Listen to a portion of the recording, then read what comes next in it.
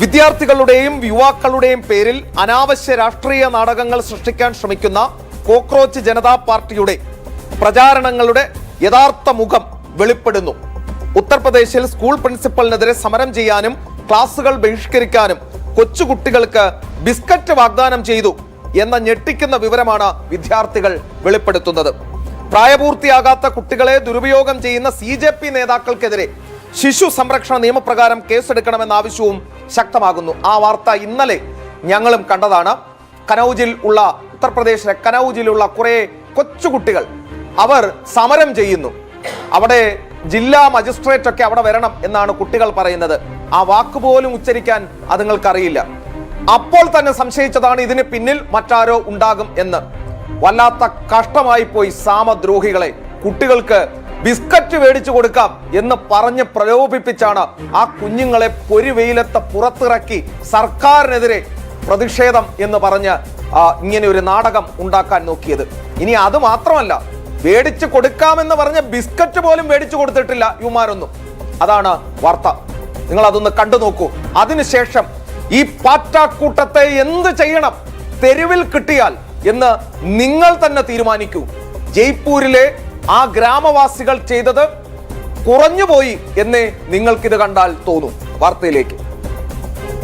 വിദ്യാഭ്യാസ രംഗത്ത് വൻ മുന്നേറ്റം ലക്ഷ്യമിട്ട് പ്രവർത്തിക്കുന്ന കേന്ദ്ര സംസ്ഥാന സർക്കാരുകളെ അപകീർത്തിപ്പെടുത്താൻ CJP നടത്തുന്ന ശ്രമങ്ങൾ ഓരോന്നായി പുറത്തുവരികയാണ്. ഉത്തർപ്രദേശിൽ വിദ്യാർത്ഥികൾക്കിടയിൽ വലിയ ഉണർവുണ്ടാക്കിയെന്ന് അവകാശപ്പെട്ട് CJP വക്താവ് സൗരവ് ദാസ് പുറത്തുവിട്ട വീഡിയോയിലെ യഥാർത്ഥ വസ്തുതകളാണ് ജനങ്ങൾ തിരിച്ചറിഞ്ഞിരിക്കുന്നത്. സ്കൂൾ പ്രിൻസിപ്പലിനെതിരെ പ്രക്ഷോഭം നയിച്ചാൽ ബിസ്ക്കറ്റ് പാക്കറ്റുകൾ തരാമെന്ന് CJP പ്രവർത്തകർ പ്രലോഭിപ്പിച്ചു എന്നാണ് കുട്ടികൾ തന്നെ തുറന്നു പറഞ്ഞിരിക്കുന്നത്. बता रहे कि इनके खिलाफ दवाई मत देना, लड़के पर दवाई देना। क्या नाम है तुम्हारा? सूरज है। कौन सी कक्षा में हो? 7। तुमने कितने की झूठी गवाही देना? इन्हें लोगों ने ठीक है, तुम्हें बिस्कुट खिलाएंगे, इनके खिलाफ झूठी मत देना, मेरी बात देना बात। ठीक ठीक ठीक। क्या नाम है आपका? ये विद्यालय में आरोप लग रहे हैं मास्टर साहब ऊपर। वो गलत है, वो गलत है। क्यों गलत क्यों लग रहा है?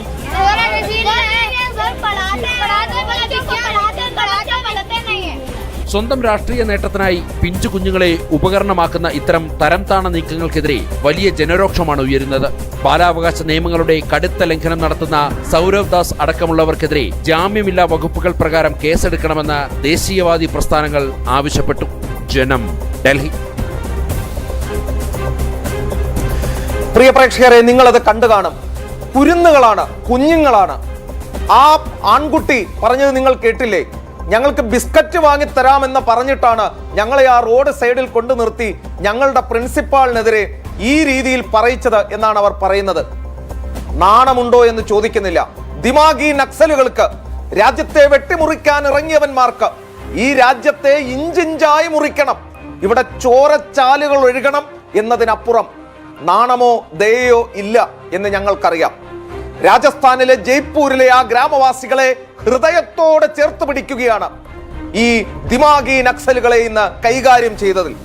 അശുതോഷ് രംഗയോടിയ വഴിയിൽ ഇനി പുല്ലുപോലും മുളയ്ക്കില്ല എന്നാണ് കേൾക്കുന്ന കരക്കമ്പി.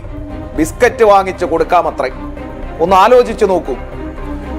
ഇന്ന് സുരേന്ദ്രൻ കെ എന്ന് പറയുന്ന ഒരു പ്രേക്ഷകൻ ഒരു സന്ദേശം അയച്ചിരുന്നു. അത് ഇതോടൊപ്പം ചേർത്ത് പറയുകയാണ്. PM ശ്രീ കേരളത്തിൽ നടപ്പാക്കാത്തതിൽ ഏറ്റവും അധികം നഷ്ടം ആർക്കാണ് എന്നാണ് അദ്ദേഹം ചോദിച്ചത്. ഒരു സംശയവും വേണ്ട, അത് വിദ്യാർത്ഥികൾക്ക് തന്നെയാണ്. PM ശ്രീ സ്കൂളുകളിൽ, പ്രിയ പ്രേക്ഷകരെ, നടപ്പാക്കിയ സ്കൂളുകളിൽ നിങ്ങൾ ഒരു തവണ പോകണം. അതിനുശേഷം അതിന്റെ നഷ്ടം നമ്മുടെ വിദ്യാർത്ഥികൾക്കാണ് എന്ന് നിങ്ങൾ തിരിച്ചറിയും.